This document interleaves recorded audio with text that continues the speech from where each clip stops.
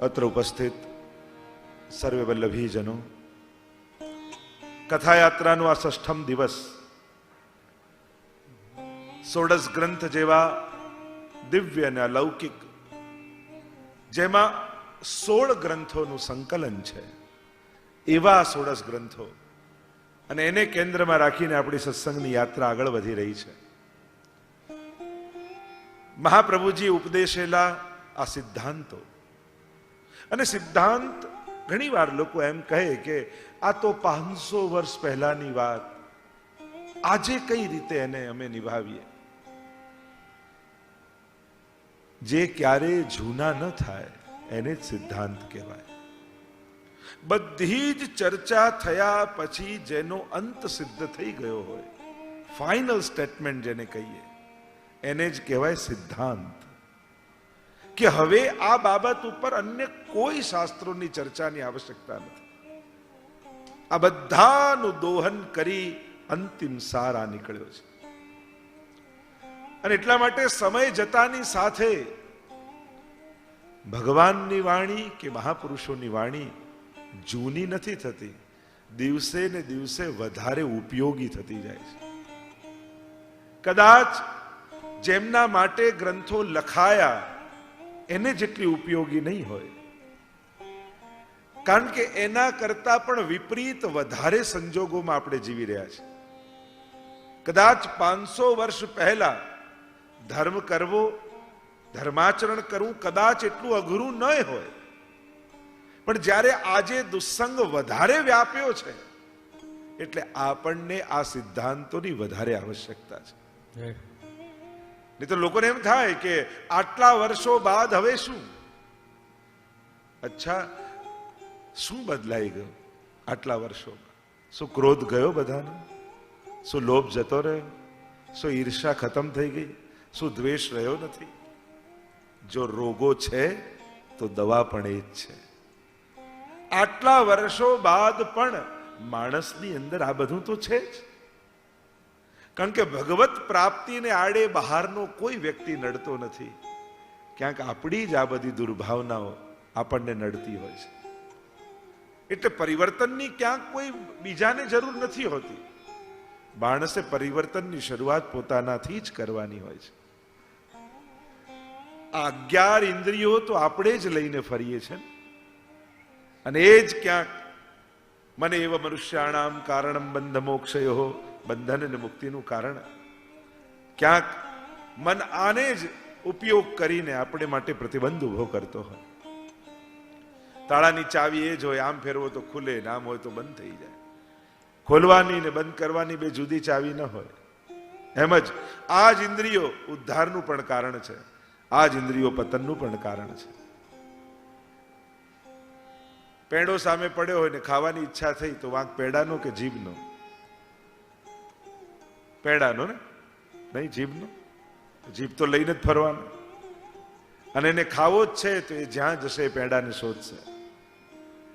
અને એટલા માટે આ ઇન્દ્રિયનો નિગ્રહ કરવો બહુ કઠિન છે. તો આને સંયમમાં કઈ રીતે લાવી, આને ઉદ્ધારનું કારણ કઈ રીતે બનાવવું? તો કે આને શબ્દ, સ્પર્શ, રૂપ, રસ અને ગંધ, આ મન આના દ્વારા તો વિષયોને ભોગવે છે ને. હવે આનો નિગ્રહ કરવો બહુ કઠિન, આને રોકવો બહુ કઠિન. શું કરવું? તો કે આને એવો સ્વાદ ચખાડો કે સંસારમાંથી એનો રસ ઉડી જાય. પેડો ખવડાવો તો ખાંડવાળું દૂધ પણ ફીકું લાગે. અચ્છા, આને સ્પર્શ ગમે છે, આની ગોદમાં લાલન આપી દો. અરે મારા પ્રભુ કેવા કોમળ છે, આના જેવો સ્પર્શ દુનિયામાં ક્યાં મળવાનો? પ્રભુને સ્પર્શ્યા પછી બાકી બધું જ વૃક્ષ લાગવાનું. અને ગંધ ગમે છે, ક્યારેક પ્રભુની પ્રસાદી માળા તો આને આપો. અને પ્રભુના શ્રીઅંગની, પ્રભુની એ અત્તરની, પ્રભુ એ માળાની, કારણ કે પછી પ્રભુને સ્પર્શ્યા પછી એ પછી ફૂલની સુગંધ નથી રહેતી, એ પ્રભુના શ્રીઅંગની ગંધ બની જાય છે. અને જ્યારે એ ગ્રહણ કરે તો બીજી બધી એ ગંધમાંથી એનો રસ ઉડી જાય. દર્શન, શબ્દ, સ્પર્શ, રૂપ, અને રૂપ ગમે છે. સુંદર જોવું ગમે છે તો આ જગતનું સુંદરતમ તત્વ આને બતાવી દો. આંખ મારી ઉઘડે ત્યાં શ્રીજી બાવા દેખું. આંખ મારી ઉઘડે ત્યાં શ્રીજી બાવા દેખું. ધન્ય મારું જીવન કૃપાએ રૂપ દેખ નૈના પલક લાગે ને. કેટલા પદો આપણે ત્યાં. મેરો મન ગિરધર છબી પર અટક્યો. અને પ્રભુની ઝાંખી કરતા એ ગણિકા નાચતી નાચતી નાચતી શ્રીનાથજીમાં સમાઈ ગઈ. રસખાનજી એ કેવલ ચિત્ર જોયું શ્રીનાથજી બાબાનું. ઓહો, એ તો મેરા મહેબૂબ લગતા. જોવો છે તો હવે આને જોવો છે. અને ચિત્ર લઈને મથુરાના બધા મંદિરોમાં જાય. ના, એ મેરા મહેબૂબ નહીં. કોઈએ કહ્યું ગિરિરાજજીની ઉપર શ્રીજીનું મંદિર છે. અને જ્યાં શ્રીનાથજીના દર્શન કર્યા, શ્રીનાથજીના થઈ ગયા. આંખને રૂપ ગમે છે તો અમારા શ્રીનાથજી બાબાની ઝાંખી કરાવો. મધુરાધિપતે અખિલમ મધુરમ, એસે અમારે શ્રીનાથજી. શબ્દ ગમે છે, સારું સારું સાંભળવું ગમે છે, પ્રશંસા ગમે છે, ગુણગાન ગમે છે તો શ્રીજીના ગુણગાન સંભળાવવા, એ બોલાવડાવો. પ્રભુના ગુણ ગાતા ગાતા બાકી બધાનું મહાત્મ્ય સમાપ્ત થઈ જશે. જેને ભગવદ મહાત્મ્ય હૃદયમાં બેસી જાય ને, પ્રભુની શાશ્વતતાનું ભાન થાય ને તો સંસારની નશ્વરતાનું ભાન આપમેળે થઈ જાય. પ્રભુના મહાત્મ્યનું જ્ઞાન થાય તો જીવની અલ્પતાનું જ્ઞાન આપમેળે થઈ જાય. જ્યારે પ્રભુની મહત્તા સમજાઈ જાય ને તો બાકી બધાની તુચ્છતાનો અહેસાસ આપમેળે થઈ જાય.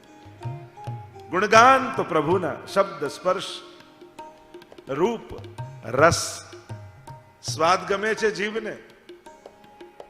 પેટ માટે બનાવેલું હોય, તમે એ જ ભાત રોજ બનાવતા હો, એનો સ્વાદ લેતા હો, પણ ક્યારેક વર્ષે એકવાર જ્યારે ઠાકોરજીનો અન્નકૂટ કરો ને, અને અન્નકૂટનો કોટ બનાવો ભાતનો, અને બધી સામગ્રી ધરી હોય, ઠાકોરજીની આરતી કરો, સરે પ્રસાદ લેવા બેઠો, અને ત્યારે જે સ્વાદ આવે એવું 12 મહિનામાં એકે દિવસ નહીં આવે. જોજો, તમે જ અનુભવ કરી જોજો. પ્રભુને ધરીને જે અન્નકૂટ ધર્યો હોય ને એની કણિકા ભાતની લો, જુદો જ સ્વાદ. રસ ગમે છે, પ્રભુને ધરીને એનું અધરામૃત લે. કારણ કે પછી એ વસ્તુનો સ્વાદ નહીં આવે, પણ એમાં ભળેલા પ્રભુના અધરના અમૃતનો સ્વાદ આવશે. અને એ જે આસ્વાદ કરીશ એનાથી તારું કલ્યાણ થઈ જશે. કારણ કે પ્રભુનું તો અધરામૃત પણ કેવું છે. ગોપી ગીતમાં ગોપીજનો કહે છે, સુરત વર્ધનમ શોકનાશનમ સુરત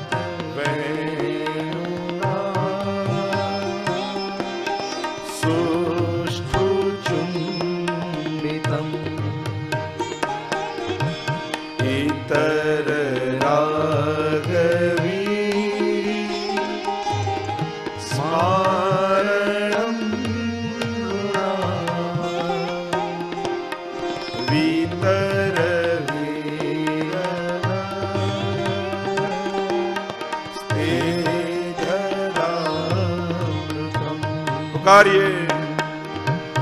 ઓ શ્રીનાથજી આવજો તમે, વાટ જોઈ રહ્યા ત્યારના અમે. લાંબી ચર્ચા નથી કરવી, પણ સુરત વર્ધનમ શોકનાશનમ સ્વરિત વેણુનામ સુષ્ઠ ચુંબિતમ ઇતર રાગ વિસ્મારણમ, અન્ય સર્વ રાગોને ભૂલાવી દે એવું પ્રભુનું અધરામૃત. તો આ 16 ગ્રંથ તમને કામનાઓમાંથી ભાવનાઓ તરફ લઈ જશે. સંસાર આસક્તિઓને સમાપ્ત કરી ભગવદ આસક્તિ પ્રગટાવશે. ગત 5 દિવસથી આજે 6ઠ્ઠો દિવસ. ગઈકાલે કથાને વિરામ કરતા અંતઃકરણ પ્રબોધ નામનો અદ્ભુત ગ્રંથ, અને એનું દર્શન આપણે બધાએ કર્યું. મહાપ્રભુજી પોતાના અંતઃકરણને ઉપદેશ આપી રહ્યા છે. અદ્ભુત ગ્રંથ છે. અંતઃકરણ મદવાક્યમ સાવધાન તયા શૃણુ, કૃષ્ણાત પરમ નાસ્તિ દૈવમ વસ્તુતો દોષ વર્જિતમ. અને કેવા સુંદર સુંદર ઉદાહરણ આપી શ્રી મહાપ્રભુજીએ સમજાવ્યું. અને આગળ સ્વતાપ જે હૃદયમાં પ્રગટ્યો છે કે પ્રભુની બે આજ્ઞાઓ પૂર્વમાં ન માની, અને એનો ખેદ શ્રી મહાપ્રભુજીના હૃદયમાં છે, એની વાત મહાપ્રભુજી કરે છે. અને નિત્ય લીલામાં 3 વસ્તુના ત્યાગની આજ્ઞા થઈ. 3 આજ્ઞામાં દેહ દેશ પરિત્યાગો, દેહનો ત્યાગ, દેશનો ત્યાગ અને સંસારનો ત્યાગ. આ 3 આજ્ઞાઓ થઈ અને મહાપ્રભુજી આજ્ઞાઓ પાળી અષાઢી બીજના દિવસે ગંગાજીના તટ ઉપર શ્રી મહાપ્રભુજી પધાર્યા. 40 દિવસનું મૌન વ્રત ધારણ કર્યું, ત્રિદંડી સંન્યાસ લીધો અને એક કોપીને ધારણ કરી મૌન વ્રત ધારણ કરી 40 દિવસ સુધી ગંગાજીના એ ઘાટ ઉપર વિરાજેલા રહ્યા. હનુમાન ઘાટ ઉપર મહાપ્રભુજી વિરાજ્યા છે અને ત્યાં ગોપીનાથજી અને ગુસાઈજી પધારે છે. અલ્પાયુ છે બંનેની. 2 હાથ જોડીને વિનંતી કરી કે અમારા માટે શું આજ્ઞા છે. અને ત્યારે મૌન વ્રત હતું એટલે આંગળીથી ગંગાજીના તટ ઉપર રજ પર લખ્યું શિક્ષા શ્લોકી નામનો ગ્રંથ.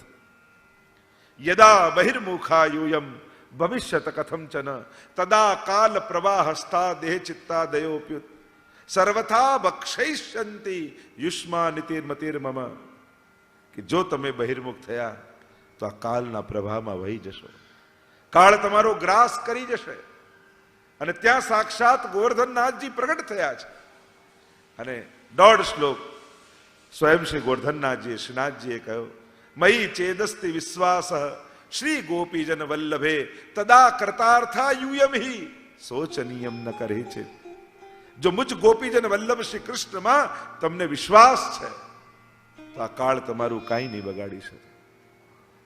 અને મહાપ્રભુજી રથયાત્રાના દિવસે ધીરે ધીરે ઘાટના સીડીઓને ઉતરતા ગંગાજીમાં કટી સુધી પધાર્યા અને તેજ પુંજ રૂપે નિત્ય લીલા ધામમાં મહાપ્રભુજી પધાર્યા. આખો પ્રસંગ છે, ઐતિહાસિક ઘટનાઓ છે. પણ એ ઘટનાને આપણે કહીએ છીએ પુષ્ટિ માર્ગમાં આસુર વ્યામોહ લીલા. સ્વધામ પધારવાની લીલા કે એવી લીલા આપણે નથી કહેતા. આસુર વ્યામોહ, આસુરી જીવોને મોહ પમાડે એવી લીલા. દૈવી જીવો માટે તો આજે પણ મહાપ્રભુજી બિરાજી જ રહ્યા છે. આ તો આસુરી જીવો માટે પ્રભુ પધાર્યા છે. એમને એમ થયું કે વલ્લભાચાર્ય પધારી ગયા. વાર્તા સહિતમાં પ્રસંગ પણ આવે છે. ભગવાન દાસે ગામમાં રહેતા અને વૈષ્ણવ આવીને વિનંતી કરી કે તમારે ત્યાં તો મહાપ્રભુજી મુકામ કરતા અને તમે છેલ્લા દર્શન કરવા ના આવ્યા. હસવા લાગ્યા. શેના માટે? અરે મહાપ્રભુજી સ્વધામ પધારી ગયા. અરે મહાપ્રભુજી ક્યાંય નથી ગયા, આવો મારી સાથે. ઘરની અંદર લઈ ગયા અને જ્યાં મહાપ્રભુજી મુકામ વખતે સંધ્યા વંદન કરતા ત્યાં ટેરો લગાવ્યો હતો અને જ્યાં ટેરો હટાવ્યો તો વૈષ્ણવને દેખાયું કે મહાપ્રભુજી સાક્ષાત ત્યાં બિરાજી સંધ્યા વંદન કરી રહ્યા છે. આ તો આસુરી જીવો માટે ગયા છે. દૈવી જીવો માટે તો આજે વલ્લભીઓ માટે તો ભૂતલ પર જ છે. સદાય બિરાજે છે. પ્રત્યેકના હૃદયમાં બિરાજે છે મહાપ્રભુજી. તો આમ આ ગ્રંથોના દર્શન આપણે કર્યા. આજે વિવેક ધૈર્યાશ્રય એ ગ્રંથમાં આપણે પ્રવેશ કરીશું. બહુ અદ્ભુત ગ્રંથ છે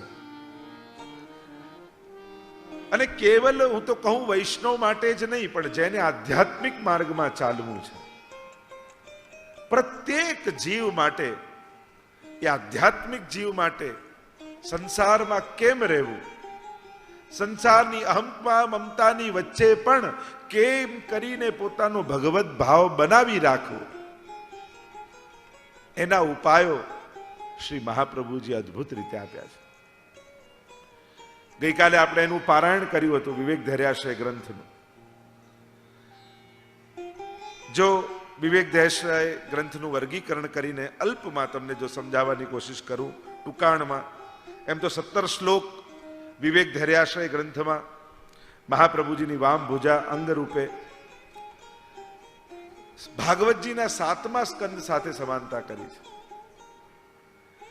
કુલ 4 ટીકાઓ પ્રાપ્ત છે વિવેક ધૈર્યાશ્રય ઉપર. 17 શ્લોકોનું જો વર્ગીકરણ કરીએ તો 1 થી 5 શ્લોકમાં મહાપ્રભુજી વિવેકનું વર્ણન કર્યું છે. 9 પ્રકારના વિવેક મહાપ્રભુજી બતાવે છે.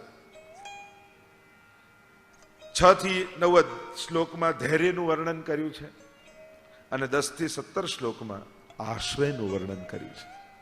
તો વિવેક અને ધૈર્ય દ્વારા આશ્રય કેમ સિદ્ધ થાય એના ઉપાયો શ્રી મહાપ્રભુજી અહીંયા બતાવ્યા છે. અદ્ભુત ચર્ચાઓ છે.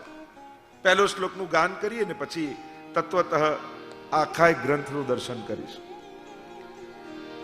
વિવેક ધૈર્ય સતતમ રક્ષણીયે તથાશ્રયઃ વિવેકસ્તુ હરિઃ સર્વં નિજેચ્છાતઃ કરિષ્યતિ.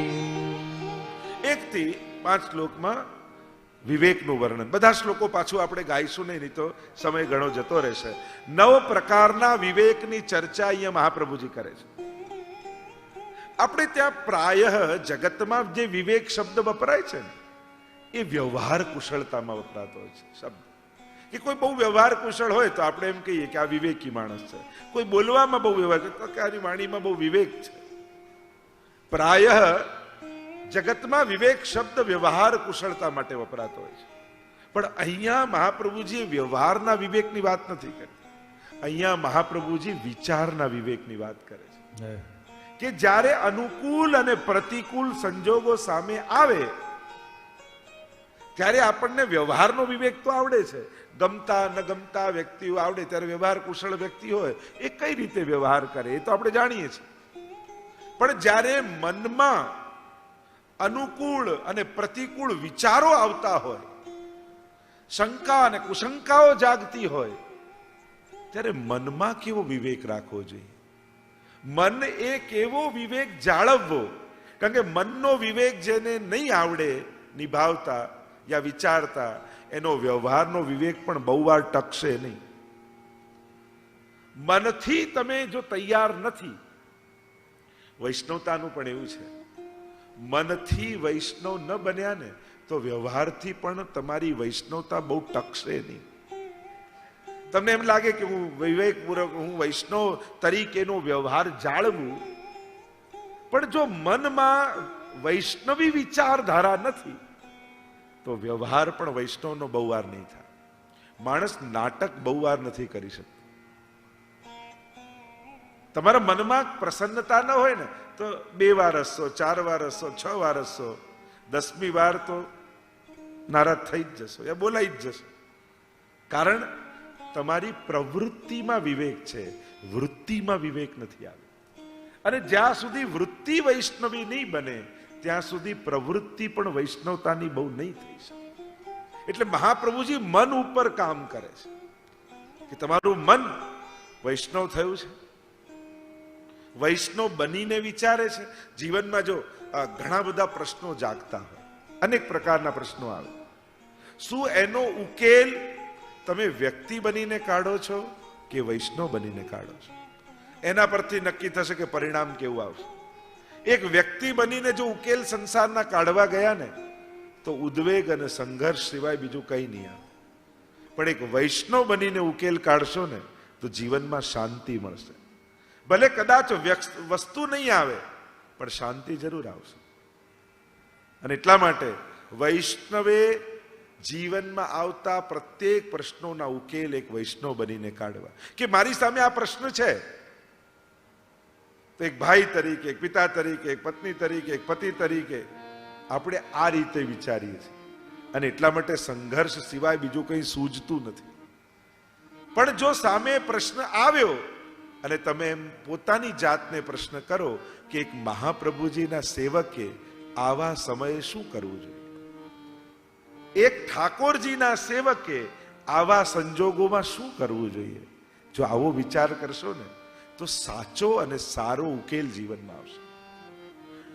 સમજણ નબળી રાખશો ને તો નાના વિપરીત સંજોગો પણ મોટી વિપત્તિ જેવા લાગશે, અને સમજણ મોટી રાખશો ને તો મોટી મોટી વિપત્તિઓ પણ નાની બની જશે. એટલે જ વિચારકો એમ કહે ને કે ભગવાન આગળ જઈને એમ ન કહો કે મારું દુઃખ બહુ મોટું છે, પણ દુઃખને કહો કે મારો ભગવાન બહુ મોટો છે, એની સામે તું ટકી નહીં શકે. મારો ઈશ્વર સર્વ સમર્થ છે, કૃપાળુ છે, એની સામે તારું અસ્તિત્વ ટકવાનું નથી. અને એટલા માટે સમજણ મોટી કરો તો સંકટો નાના થઈ જશે, અને સમજણ નાની હશે તો આપણે જ આપણી જાતે નાના પ્રશ્નોને બહુ મોટા બનાવી દઈશું. ઘણી વાર ઘટનાઓ બહુ નાની હોય, એને તમે અવગણી નાખો ને તો ત્યાં જ પતી જાય. પણ કોણે કર્યું, કેમ કર્યું, કોને કીધું, બહુ શોધખોળ કરવા જાઓ ને, ગટરનું ઢાંકણું ખોલો તો ગંદકી જ નીકળવાની છે, એમાં તો ઢાંકણું મારીને આગળ જ નીકળી જવાય. કચરા પેટીને ખોલો તો એમાં દુર્ગંધ જ આવવાની છે. બને તો સંસારના આવા નિરર્થક પ્રશ્નોના બહુ ઉકેલો શોધવા કરતા એને બંધ કરીને આગળ નીકળવાની કોશિશ કરો. કારણ કે ઘણાના નિરાકરણો શોધવા જાઓ ને કે ના ના હવે તો ગોતીને જ રહું, કોણ એમાં કાંઈ સાર નથી નીકળવાનું. આ તો પેલા ગોપીના પત્તા જેવું છે. નવી નવી વહુ આવીને સાસુએ કહ્યું કે આ ગોપી તો સુધારી આપ. અડધો કલાકમાં આવીને કહ્યું સાસુમાં બધા પત્તા કાઢી લીધા, એમાં તો કાંઈ ના નીકળ્યું.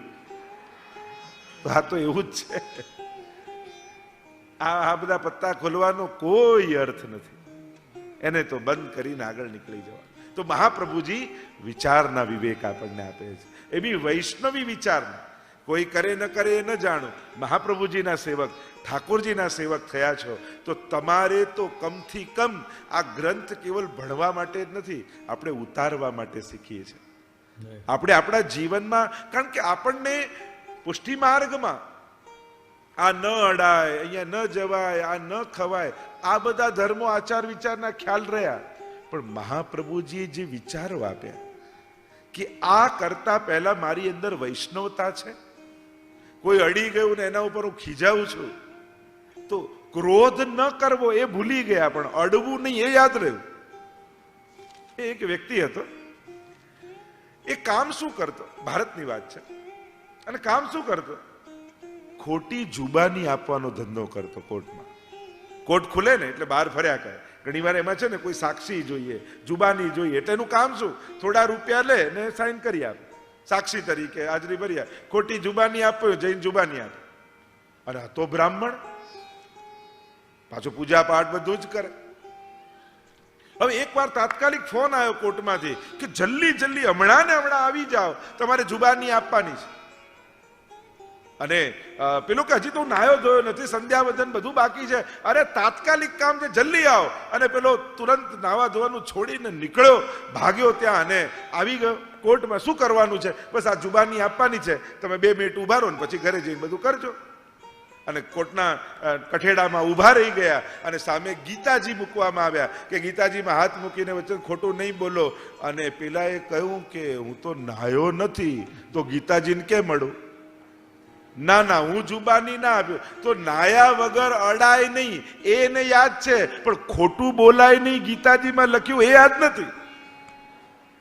અસત્ય ન બોલવું એ તો પહેલો ધર્મ છે, તો એને યાદ નથી કે ગીતાજીમાં હાથ મૂકીને ખોટી જુબાની ના અપાય. એ જે સ્વધર્મ છે એ ભૂલી ગયો છે, પણ નાયા વગર અડવું ને એ યાદ છે. ક્યાંક આપણા ત્યાં પણ એવું જ બધું થયું છે.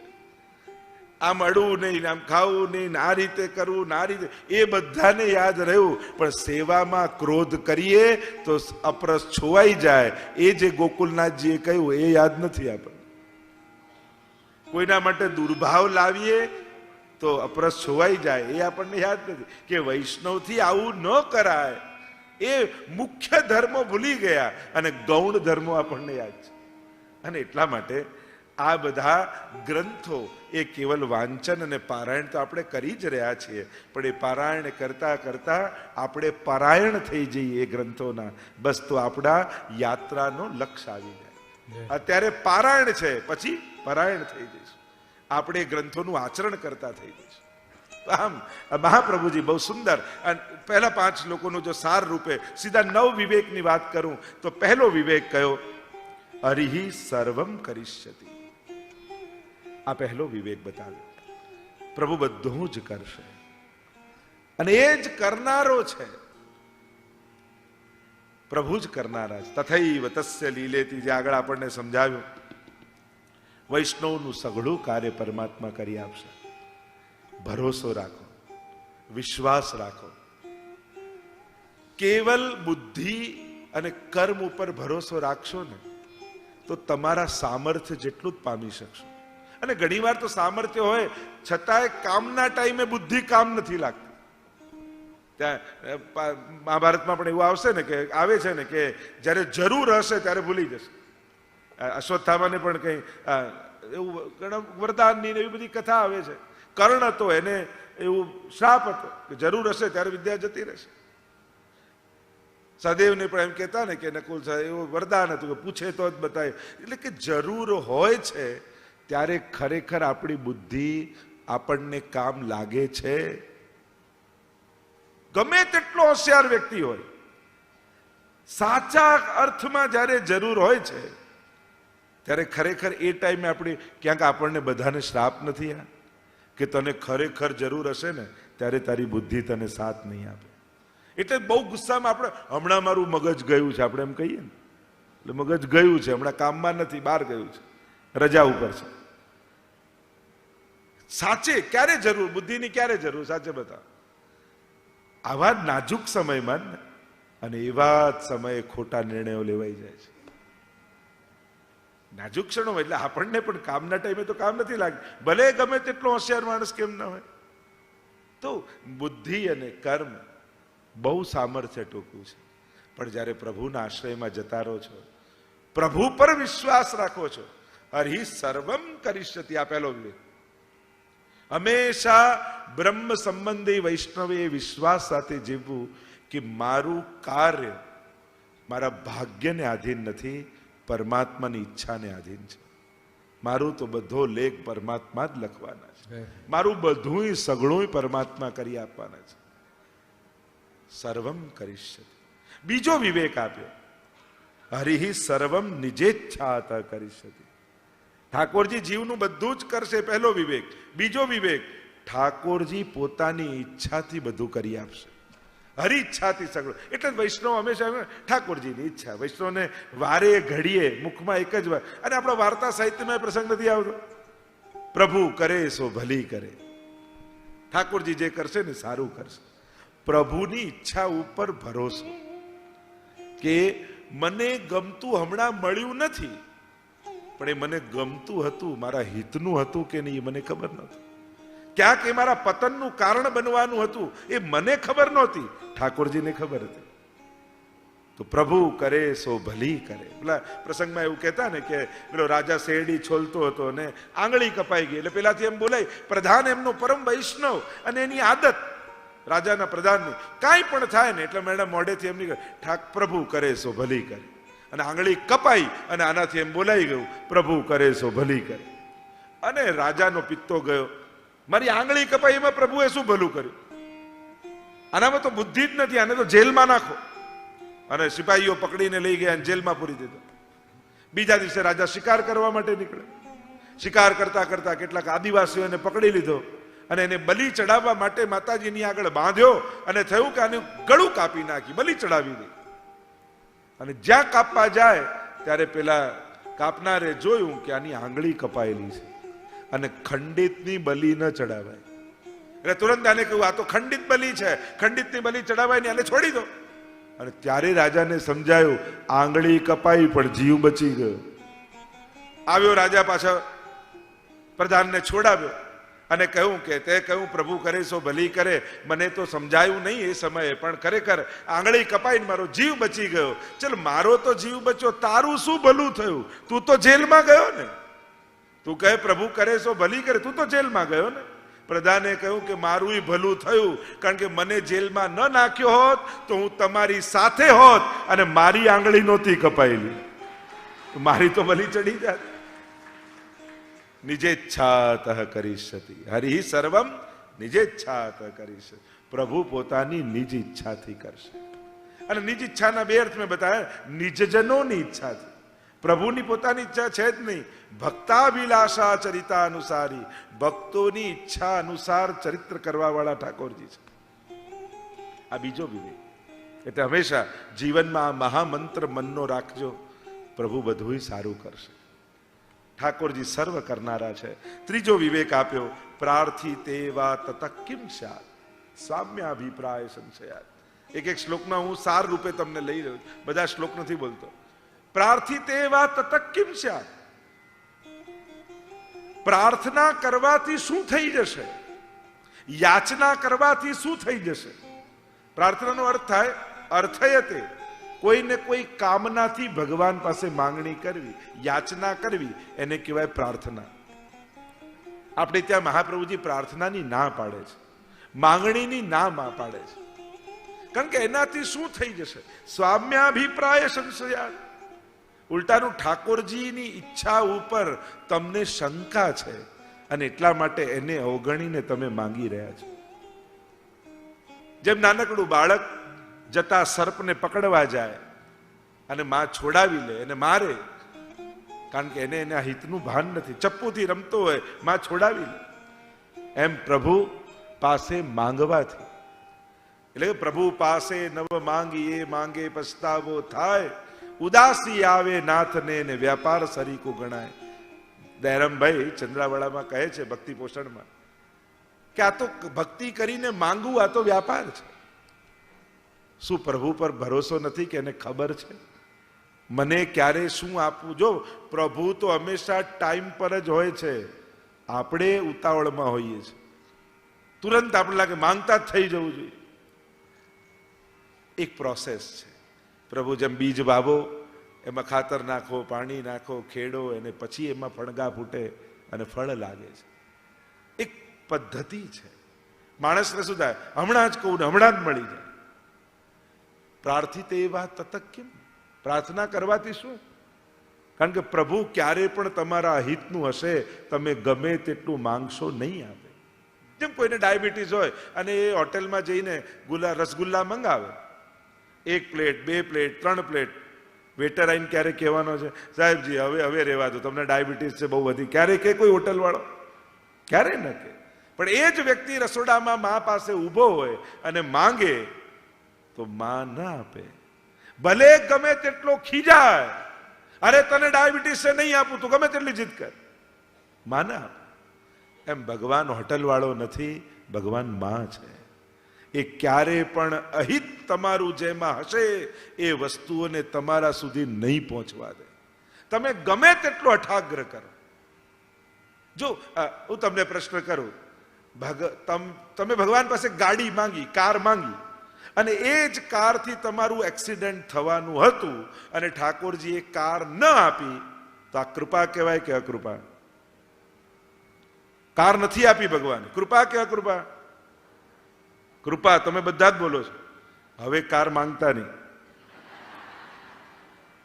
તમે ધન માંગ્યું અને એ જ ધન આવવાને ઘરમાં કોર્ટ કચેરીને બહુ મોટા ઝઘડા થવાના હતા અને પ્રભુએ ધન ન આપ્યું, તો આ કૃપા કહેવાય કે અકૃપા? સંભળાતું નથી. તમે જ કહો છો ધન ન આપવું એ. હવે ફરિયાદ ન કરતા. તમે દીકરો માંગ્યો, એક બાળક થઈ જાય, કોઈ બી એક બાળક થાય ને એ તમને ઘરેથી કાઢી મૂકવાનો હતો, ક્લેશ કરવાનો હતો, હેરાન કર, અને ન આપ્યો, તો કૃપા કહેવાય કે અકૃપા? તમે જ કહો છો કૃપા. આ બધું ન આપવું એ કૃપા? એટલે તો તમને સમજાઈ ગઈ વાત. અચ્છા, આજ પછી ક્યારે માંગણી નહીં કરો હવે તમે, કારણ કે તમને ખબર છે હિતનું હશે એ કેમે કરીને મારા સુધી પ્રભુ પહોંચાડી જ દેશે, અહિતનું હશે એ કેમે કરીને પહોંચવા નહીં જ દે પરમાત્મા. અને આટલો ભરોસો આવી જાય ને આ બે વાતનો, તો ફરિયાદો સમાપ્ત થઈ જાય. જીવનની ફરિયાદો ખતમ થઈ જાય. કારણ કે આ ફરિયાદો જ એટલા માટે છે કારણ કે ભગવાનના કૃપા કરવાના પ્રકારને આપણે જાણતા નથી. આપણે શું માણસોને જ જોયા છે ને, એટલે આપણને લાગે કે જગતના વ્યવહાર તો આમ જ ચાલે. હા, જગતનો આમ ચાલે, ભગવાનનો વ્યવહાર કંઈક જુદો છે.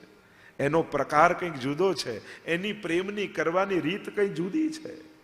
એ તો સુદામાને કુબેરનો વૈભવ આપે, પણ કહે થોડી કે મેં તને આપ્યું છે. લોકો એમ કે એક હાથથી આપો તો બીજા હાથને ખબર ન પડવી જોઈએ. ભગવાન તો એ રીતે આપે કે લેનારને ખબર ન પડે કે આપનાર કોણ હતો. જેને મળ્યું હોય ને એને ખબર ન પડે કે આ તો પરમાત્માએ આપ્યું છે. આવો પ્રકાર પરમાત્માનો છે. એટલે ભગવાનના કર્મ, સ્વભાવ, પ્રકૃતિ, વ્યવહાર આને સમજી જશો ને, દુનિયાથી જુદા છે ભગવાન. તો પ્રાર્થિતે વાત તક્કિમ, ત્રીજો વિવેક. પ્રાર્થનાથી શું, માંગણીથી શું? વૈષ્ણવ ભગવાનથી સુખ નથી માંગતો, ભગવાનને જ સુખ માને છે. પ્રભુથી સુખ નહીં, પ્રભુ જ મારું સુખ છે. અને જ્યારે પ્રભુ તમારું સુખ બની જાય તો દુનિયાના સુખો તમારી પાસે આવી જાય છે. કે જેનું બધું જ છે એ તમારો થઈ ગયો. આસરા ઇસ જહાં કા મિલે ના મિલે, आसरा इस जहां का मिले ना मिले, मुझको तेरा सहारा सदा चाहिए, मुझको तेरा सहारा सदा चाहिए. चांद तारे गगन पर खिले ना खिले, चांद तारे गगन पर खिले ना खिले, मुझको तेरा उजाला सदा चाहिए, मुझको तेरा उजाला सदा चाहिए. હે પ્રભુ તું મળ્યો, હવે બીજું શું માંગવાનું? આપણે તો વાર્તા સાહિત્યમાં કેટલા પ્રસંગો પ્રભુ માંગવાનું કહે છે, અને ભક્તો ઠાકોરજીનું સુખ ઠાકોરજી પાસે માંગે છે કે પ્રભુ હજી અધિક આપને લાલ લડાવું, હજી ભક્તિ કરું. આપણે ત્યાં 252માં એવી વાર્તા આવતી, કેવા ભોળા વૈષ્ણવ, અને એ માજીને ત્યાં મહાપ્રભુજીનો મુકામ થયો અને ત્યાં લાલન પધરાવી ગયા. એવા 84 વૈષ્ણવની વાર્તામાં, અને મહાપ્રભુજીએ કહ્યું જો આને તારું સર્વસ્વ માનજે. એ માજી પર એવી શ્રીનાથજીની કૃપા હતી કે રોજ રાતના શ્રીનાથજી એના ઘરે પધારતા. દરવાજો ખટખટાવે, દ્વાર ખોલે ને દેવ દમન શ્રીનાથ પધારે. હવે આ લાલન પધરાવી દીધા, અને આ લાલન આ માજીને એક ક્ષણ છોડે ને. બીજાના લાલન તો સૈયા મંદિરમાં પોડે ને, આ પોડાવીને આવે ને તો આ માજી જોડે ખાટલામાં આવીને માજીને ચોંટીને સુઈ જાય. ના મોકું ડર લગે, અને દૂર એક ક્ષણ ન છોડે. અને એકવાર લાલન સૂતા હતા માજી પાસે, એટલામાં દરવાજો ખટખટ્યો. ધીમે રહીને માજીએ પૂછ્યું કોણ? અને બહારથી અવાજ આવ્યો હું શ્રીનાથજી. અને માજી મનમાં વિચાર કરે, જો હું ઊભી થઈશ તો મારા લાલન જાગી જશે, અને ન જાઉં ને ન ખોલું તો આંગણે આવેલા શ્રીનાથજી પાછા ફરી જાય. શું કર? વિચાર કરતા કરતા મનમાં થયો કે શ્રીનાથજી તો પોતે કૃપા કરીને પધાર્યા છે, પણ આ લાલન તો મને મહાપ્રભુજીએ પધરાવી દીધા છે, અને વલ્લભે પધરાવ્યા છે, તો એને સાચવવાની જવાબદારી મારી પહેલી છે. એટલે ધીમે રહીને માજીએ કહ્યું બાવા કાલે આવજો, મારા લાલન સૂતા છે. અને જ્યાં આટલું કહ્યું શ્રીનાથજી બાવા તો પ્રસન્ન થઈ ગયા. બંને કોઈ જુદા થોડી છે, એક જ છે. એટલા પ્રસન્ન થઈ ગયા કે માજીની સામે પ્રગટ થઈ ગયા, અને આનંદમાં કહેવા લાગ્યા શ્રીનાથજી બાબા હું તારા ઉપર બહુ પ્રસન્ન થયો છું, માંગ, તું માંગે તને આપી દઈશ. અરે ગુરુદેવે શીખવાડ્યું છે કે પ્રભુ પાસે કંઈ માંગવું નહીં. અરે મારી ઈચ્છા છે કે હું તને કંઈક આપું, તું કંઈક માંગ. અને ત્યારે બહુ શ્રીનાથજી બાબાએ કહ્યું, ત્યારે માજીએ કહ્યું કે આપ માંગવાનું કહો છો તો એટલું જ કહું છું કે મેં સાંભળ્યું છે આ ગિરિરાજજી ઉપર વાંદરાઓ બહુ રહે છે, અને આ વાંદરાઓ નાના નાના બાળકોને ઉપાડી જાય છે. તો શ્રીનાથજી બાબા એવી કૃપા કરજો કે આ મારા લાલનને કોઈ વાંદરું લઈ ન જાય, એવા આશીર્વાદ આપો. શ્રીનાથજી તો પ્રસન્ન થઈ ગયા કે તે મારી પાસે મારા માટે જ માંગી લીધું. આવા ભોળા વૈષ્ણવ, એ પુષ્ટિ માર્ગીય વૈષ્ણવ છે, જે પ્રભુ માંગવાનું કહે તો પ્રભુનું જ સુખ માંગે. આવા વૈષ્ણવ. જ્યારે જ્યારે માંગવાનું કહ્યું તો વૈષ્ણવ એટલું જ કહ્યું આપના સિવાય અમારું મન બીજે ક્યાંય ન જાય, એવી કૃપા કરો. હજી આપના સુખનો વિચાર કરી શકે એવી કૃપા કરો. એવા અનેક પ્રસંગો હમણાં એમાં નથી, બાકી 84-252 તો ભરેલા છે પ્રસંગોથી. આ એક સિદ્ધાંત. તો પ્રાર્થિત એવા તત કિમ. ચોથો વિવેક કયો? સર્વત્ર તસ્ય સર્વમ હિ સર્વ સામર્થ્ય એવ ચ. પ્રભુ સર્વત્રસ્ય સર્વહિ, આ બધું જ પ્રભુનું છે અને સર્વ સમર્થ એવા પ્રભુ છે. જે જીવને એમ લાગે આ મારું, આ મારું, આ મારું, જો આ વૈષ્ણવી વિવેકો છે, આ વિવેકો જો મનમાં ધારણ કરશો ને, અનાસક્તિ આપમેળે જાગી જશે. આ બધું જ ઠાકોરજીનું છે, બધું. અને છે જ, આપણે તો કઈ લઈને આવ્યા નથી. કોણ વ્યક્તિ શું લઈને આવ્યો છે? કાંઈ નહીં. એટલે બધું જ પ્રભુનું છે અને પ્રભુ સર્વ સમર્થ છે, એ બધું જ કરવા સમર્થ છે. આવો ભાવ સંસારની પ્રત્યેક વસ્તુમાં રાખો. ક્યાંય મોહ ન રાખો, કારણ કે આ બધું મોહનનું છે, આ બધું જ પ્રભુનું છે. જો બીજાની વસ્તુ પર મારી છે એવી નજર બગાડીએ ને, એ પાપ કહેવાય. આપણને લોકોનો વિચાર આવે છે, ભગવાન માટે ક્યારે આવો વિચાર આવ્યો કે આ બધું જ ઠાકોરજીનું છે? અને હું એમ કહું ને, જો આ મારું છે તો પ્રભુની વસ્તુ પર નજર બગાડી કહેવાય. હા, ઠાકોરજીએ મને પ્રસાદ રૂપે આપ્યું છે, પ્રભુનો પ્રસાદ છે, એવું સર્વત્ર વસ્તુમાં ભાવ રાખો. એટલે બ્રહ્મ સંબંધમાં આપણે બધું જ બોલી દઈએ છીએ. ઘર, કુટુંબ, આલોક, પરલોક, દેહ, ઇન્દ્રિયો, પ્રાણ, જે કાંઈ હું અને મારું જેના થકી છે, એ બધું જ પ્રભુને અર્પણ કરી દઈએ છીએ. અને આ ભાવ જો મનમાં રહે તો ક્યારે પણ કોઈ પણ વસ્તુ બાધા ન કરે. પાંચમો વિવેક બતાવ્યો, અભિમાનશ્ચ સંત્યાજ્ય. મનમાં ક્યારે પણ કોઈ પણ વસ્તુનો અહંકાર નહીં આવવા દેવો. અહંકારનો ત્યાગ આ વૈષ્ણવતાનો વિવેક છે. કોઈ પણ પ્રકારનો મદ. અને મદ પણ આપણને કઈ વસ્તુનો હોય? અહંકાર જ બતાવે છે કે આ વસ્તુને આ લાયક નથી. તમારી પાસે 100 પાઉન્ડ હોય, તમને ઈગો થાય? પૈસાનો ના થાય. 1000 હોય તો થાય, 10,000 હોય તો થાય, લાખ હોય તો થાય, હવે મિલિયન હોય તો થાય, કે હવે થોડો થોડો થાય. મારા જેવા કોઈની પાસે નથી. એનો અર્થ શું થયો? તમારી કક્ષા લાખ સુધી હતી, જ્યાં તમારી કક્ષાની બહાર તમે ગયા એટલે તમને આપણે ચેક આપણી જાતે આ વસ્તુને હું લાયક નથી, એનો ટેસ્ટ કેસેમાં થાય? જે વસ્તુને કારણે તમને એમ લાગવા માંડે ને કે હું બીજા કરતા વિશેષ છું, આ વસ્તુ કે આ વ્યક્તિને કારણે, આ પદને કારણે, ત્યારે માનજો કે તમે એને લાયક નથી. તમારી લિમિટ આવી ગઈ છે. કારણ કે તમારી લિમિટ જેમાં હોય છે એમાં તમને ઈગો ક્યારે નથી થતો. તમે એને ક્રોસ કરો છો, એ સમજાઈ જાય ઈગોથી કે હા, હવે અભિમાન આવવા લાગે. અભિમાનશ્ચ સંત્યાજ્ય. કોઈ પ્રકાર નાશવંત વસ્તુઓનો અહંકાર કરશો તો એ શાસ્ત્ર એને મૂર્ખતા કહે છે. કારણ કે આ કાયમી છે જ નહીં. પ્રત્યેક સુખ જે તમારી પાસે આવ્યું છે એ ક્યાંક કોઈના થકી આવ્યું છે. પૈસા આયા, તમારા માટે પૈસા છપાય છે નવા? ના, કોઈના ખિસ્સામાંથી ગયા ત્યારે તમારી પાસે, કોઈના એકાઉન્ટમાંથી ગયા ત્યારે આવ્યા. કોઈને જવાનું દુઃખ થયું ત્યારે તમારી પાસે આવવાનું સુખ થયું. અને એટલા માટે ક્યારે કોઈ વસ્તુનો મદ નહીં. મેં પહેલા એ દિવસે જ કહ્યું ને, પાપી માટે દ્વાર ખુલ્લા છે ભગવાનના, અહંકારી માટે દરવાજાઓ બંધ છે. મદથી મુક્ત થાઓ. કોઈ પણ પ્રકારનો અહંકાર. વૈષ્ણવતા તો કોને કહેવાય? કેટલી સોફ્ટનેસ, કેટલી દીનતા, કેટલી ભાવના. આ બધું જ્યારે આપણી અંદર ઉતરવા લાગે ત્યારે અહંકાર જાય ને તો માણસને પોતાને ન ખબર પડે, સામેવાળા કહેવા લાગે કે તમારી અંદર હવે દીનતા આવવા લાગી છે. અને એટલા માટે દીનતા એ બહુ મોટી સિદ્ધિ છે ભક્તિ માર્ગમાં. દીનતા એ સાધન નથી. ઘણી વાર લોકો કહે કે દીનતા રાખવી. દીનતા એ સાધન નથી કે દીનતાથી સેવા કરો, દીનતાથી આ કરો. દીનતા એ સિદ્ધિ છે.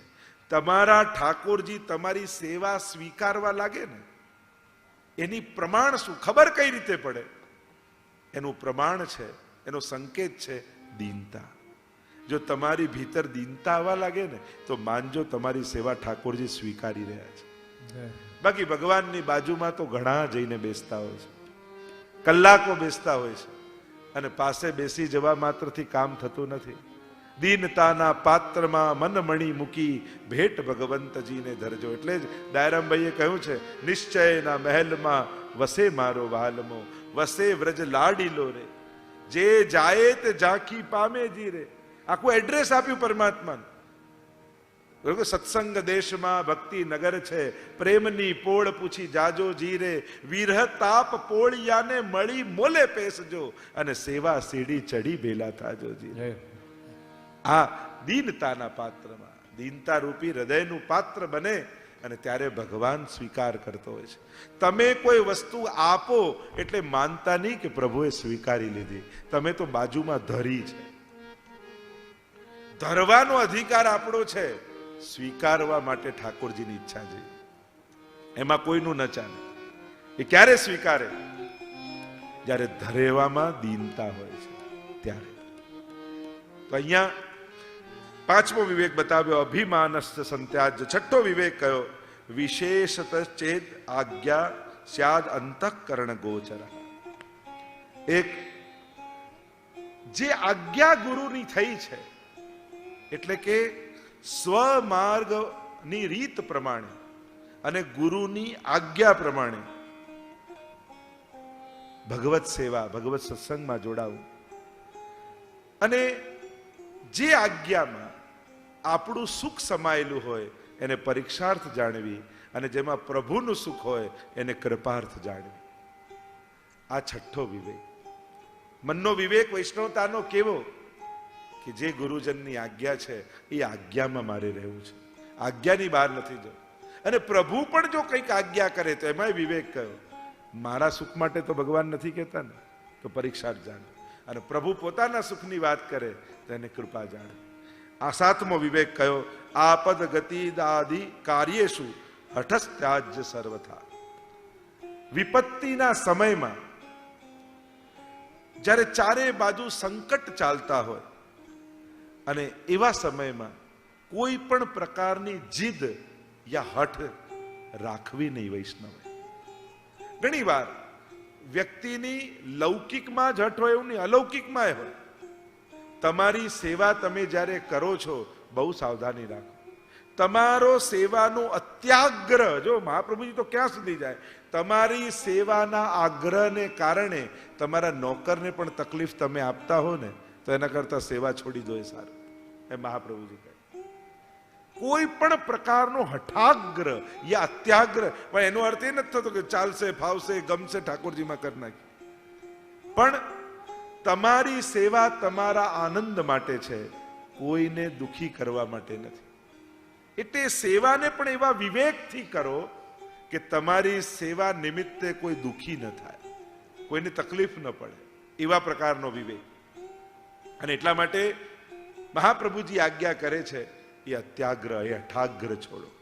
ઘણી વાર લોકો કુવા વગર તો સેવા થાય જ નહીં, તો સેવા કરતા કુવો મોટો થઈ ગયો, તો કુવામાં પધરાઈને કુવાની સેવા કરો. કારણ કે કુવા માટે સેવા છોડવા તૈયાર છો, પણ સેવા માટે કુવો છોડવા તૈયાર નથી.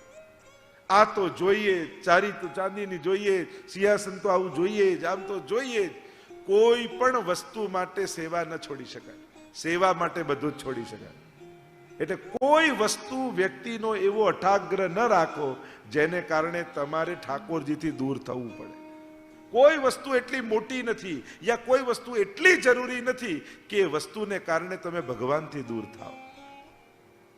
એટલે કોઈ પણ પ્રકારનો આગ્રહ, એટલે ઘણીવાર આપણે લોકો એમ કહે મને આ ગ્રહ નડે છે, આપણે એમ કહીએ ને મને આ ગ્રહ નડે છે, આ ગ્રહ નડે છે, આ ગ્રહ નડે છે.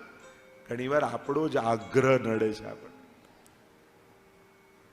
એટલે હઠાગ્રહ, અત્યાગ્રહ, પૂર્વગ્રહ, કેવા કેવા ગ્રહો નડતા હોય છે. પેલા બિચારા તો હજારો કિલોમીટર દૂર છે, આ તો આપણી જ ભીતર રહેતા હોય છે. ઘણા વસ્તુનો આગ્રહ, અત્યાગ્રહ, હઠાગ્રહ, અનાગ્રહ, કેટલા પ્રકારના ગ્રહો છે જે આપણી જોડે જ ફરતા હોય છે. અને એ કેવલ આપણને નથી નડતા, આપણા આજુબાજુ વાળાને નડતા હોય છે. પેલા ગ્રહ તો જેના હોય એને નડે, આ બધા ગ્રહો તો આખા પરિવારને નડવા લાગે. એટલે એવો કોઈ પ્રકારનો અઠાગ્ર જીવનમાં કોઈ પણ વસ્તુ, વ્યક્તિ કે કોઈ બાબતનો ન રાખો જેથી તમને સેવામાં ઉદ્વેગ થવા લાગે. આ વિવેક છે. આવા વિવેક, મનનો આ વિવેક રાખો. આગળ કહ્યું 8મો વિવેક, ધર્માગ્ર દર્શનમ. ધર્મ અને અધર્મનો વિવેક દરેક કાર્ય કરતા પહેલા વિચારો.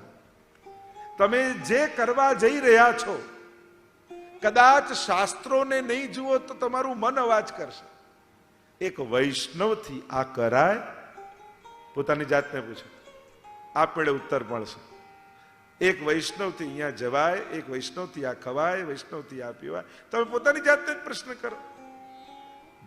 ધર્મ અને અધર્મનો વિવેક વૈષ્ણવે દરેક કાર્ય કરતા પહેલા વિચારવો. અને આ ધર્મ અને અધર્મ કે હું ને તમે નક્કી નથી કરતા. કોણ નક્કી કરે? તો ગીતાજીમાં ભગવાને કહ્યું, તસ્માત શાસ્ત્રમ પ્રમાણમ તે કાર્ય વ્યવસ્થિત. શાસ્ત્રો નક્કી કરે છે. હું આમ કહું કે આમ કરાય ને હું કહું આમ ન કરાય, મારું તો માનતા જ નહીં. શાસ્ત્ર કહે છે, હું તો નિમિત્ત બનું છું. શાસ્ત્રમાં આવા વચનો છે કે આવું કરવું જોઈએ, આવું ન કરવું જોઈએ. અને દરેકને ખબર બી હોય છે. નાના બાળકને બી, જો હું તમને પ્રશ્ન કરું, જવાબ આપો, ચોરી કરવી જોઈએ, હા કે ના? હા ના. ક્રોધ કરવો જોઈએ, હા કે ના? દયા રાખવી જોઈએ, હા કે ના? જો બધાને બધી ખબર નથી. ખોટો મને અમદાવાદથી ધક્કો ખવડાયો ને, કોને ખબર નથી ધર્મ અધર્મ? દુર્યોધને એ જ કહ્યું ને, જાનામિ ધર્મમ ન ચ મે પ્રવૃત્તિ, જાનામિ અધર્મમ ન ચ મે નિવૃત્તિ. ધર્મ શું છે હું જાણું છું, છતાં હું કરી શકતો નથી. અધર્મ શું છે એ પણ હું જાણું છું, છતાં એને છોડી શકતો નથી. તો ક્યાંક આપણા બધાની અંદર દુર્યોધન જીવતો નથી. વ્યક્તિઓ ભલે જતા રહ્યા હોય, પણ વૃત્તિઓ બનીને તો આ બધા જ પાત્રો ક્યાંક ને ક્યાંક આપણી ભીતર આજે પણ યુદ્ધ લડી જ રહ્યા છે. ઇદમ શરીરમ ક્ષેત્ર ઇત્યભિધીયતે. આ શરીર તો ક્ષેત્ર છે. આપણે એમ માનીએ છીએ કે મહાભારત તો યુદ્ધ ત્યાં છે, કુરુક્ષેત્ર. તો આ કુરુક્ષેત્ર આ જ છે ને. આ કર્યા વગર તો રહી શકતું નથી. આ જ તો ક્ષેત્ર છે. દુર્યોધન આજે પણ જીવી રહ્યો છે. તો ધર્મ અને અધર્મનો વિવેક પ્રત્યેક બાબતમાં વૈષ્ણવે વિચારવો. લોકો પ્રભુ તો ભાવના ભૂખ્યા એમ કરીને જે ફાવે કર નાખે. આ છલ ધર્મ છે. શાસ્ત્રોની સારી સારી કામની વાતોને લઈ અને પોતાના પ્રમાદ અને અધર્મને છુપાવવો, આ છલ ધર્મ છે. ઘણીવાર માણસ પોતાની જાતને જ સારી વાતોને લઈને પોતાને છેતરતો હોય છે. બીજા આપણને છેતરે તો પછીની વાત, ઘણીવાર આપણી જ બુદ્ધિ આ શાસ્ત્રોના શબ્દોને લઈને છેતરવા લાગતી હોય છે. એટલે વ્યક્તિ સાવધાન રહેવું જોઈએ કે ક્યાંક અત્યારે મારી બુદ્ધિ મને તો છેતરી તો નથી રહી ને. લોકો એવા સારા શબ્દોના પ્રયોગ એવા નકામી જગ્યાએ કરે, જે કાંઈ ન કરતો ને શું કે આનું કામ તો નરસિંહ મહેતા જેવો. ક્યાં નરસિંહ મહેતા ને ક્યાં નવરો? ક્યાં મેળાપ? તો જો માણસ કેવું કરે, આપણું કામ તો આમ, આપણું કામ તો નરસિંહ. ક્યાં એ ને ક્યાં સરખામણી તો વિચાર કર. આ તો ભોળો ભગત છે. ભગત ભોળો, ભોળાનો ભગવાન હોય એમ કેવાય, પણ મૂર્ખાનો ભગવાન ના હોય. ભોળો જુદી વાત, મૂર્ખો જુદી વાત. અને ભગત કહેવાય જે કાંઈ કામના ના હોય ને, કે આ તો બિલકુલ ભગત છે અમારું. આ ભગત કોને કહેવાય? આને ભગત કહેવાય જે કઈ કામનો નથી. અને એટલા માટે કયા શબ્દો ક્યાં વાપરવા, કોની સાથે સરકાર. અને બહુ જ ખરાબ વાત તો ત્યાં થઈ જાય છે, છેલ્લી કક્ષાની વાત તો ત્યાં થઈ જાય છે, જે આમ સાવ રખડતો હોય ને લંપટ વેળા કરતો, આ અમારો કનૈયો છે. અરે બોલતા તો શરમાઓ. ક્યાં ભગવાનને તમે કોની સાથે સરખાવો છો? થોડો તો વિચાર કરો. અને આ આપણા વ્યવહારમાં આવી ગયું છે. ડરની વાત શું છે કે આ બધું બોલતા આપણને એક ક્ષણ બી વિચાર નથી આવતો કે જેને મારું હું સર્વસ્વ માનું છું એ ભગવાનની સરખામણી આને જોડે કરું છું, આવા છીછરા વ્યક્તિ જોડે. અને એટલું નોર્મલ રીતે આપણે બોલી પણ જઈએ, આપણને અફસોસ પણ નથી થતો કે આપણે શું બોલી રહ્યા છે, કોના માટે કહી રહ્યા છે, ક્યાં કોની સાથે સરખામણી કરીએ છીએ. આ વિચારની જરૂર છે સમાજ. તો ધર્મ અને અધર્મનો વિવેક પ્રત્યેક વ્યક્તિએ વિચાર કરવો. 9મો વિવેક બતાવ્યો, અનાગ્રહશ્ચ સર્વત્ર. ભગવત સંબંધી કાર્યોને છોડી જીવે.